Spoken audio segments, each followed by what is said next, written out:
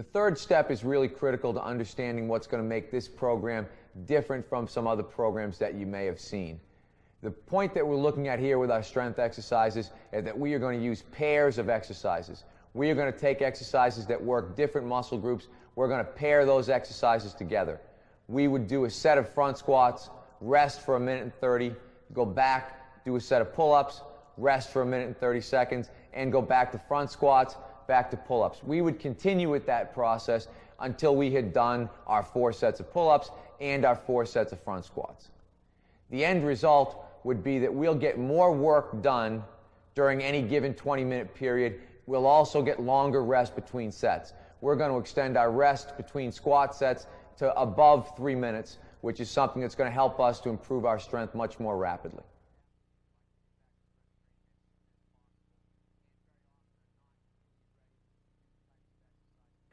In our first pair of exercises, we're going to pair front squats with, again, what we classified as upper body pull-up movements.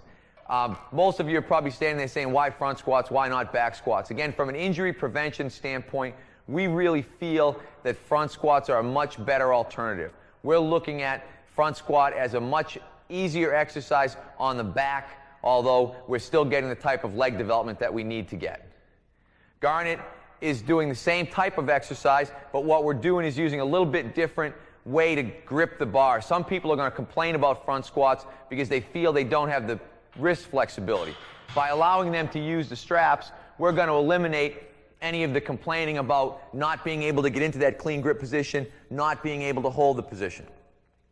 What we would do from here is very simply take our 1:30 seconds rest and then follow this up with a set of, in Walter's case, chin-ups. So here we're going to do a weighted chin-up. And again, people would look at this and say, okay, what about lat pull-downs? We are not big lat pull-down fans because I think most people really underachieve when we talk about upper back exercises. I think most people are very content to sit down and pull weights that are significantly less than their body weight. What we want to do is get to be able to handle body weight quickly, and then eventually, as Walter's doing, be able to handle body weight plus fairly quickly. You know, a lot of people are going to look at the situation and say, well, I have a lot of female athletes, or I have a lot of younger athletes. We've found, again, as Garnet's going to demonstrate, that our female athletes can handle weighted upper body pull-up type movements. Here we're using a V-grip. This gives you a little bit more scapular retraction emphasis. But again, Garnet's able to do this with additional weight on the dip belt. On day 3, we like to vary the workout up a little bit. We may use a light front squat, or we may use another exercise that we really like, which is the overhead squat. Garnet's going to demonstrate the overhead squat simply using a plate. We can work up to as much as 45 pounds just by using a plate. The nice thing about the overhead squat is that we're really developing upper body flexibility. We're really developing hip flexibility.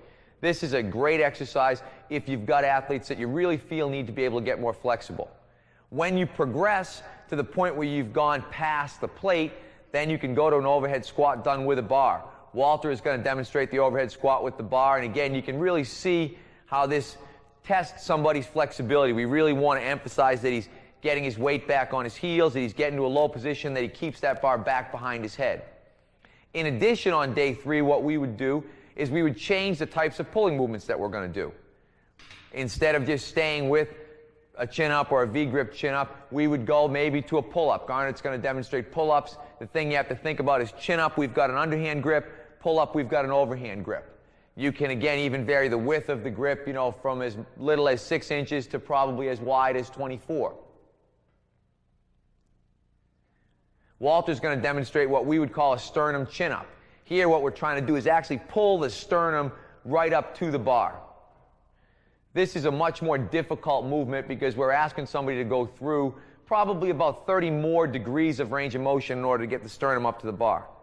The thing that we're trying to get across for you is that we're not going to do the same thing on day 1 and day 3. We're going to use the same concepts, we're going to work the same muscle groups, but we're going to try to change the nature of the exercise that we're doing.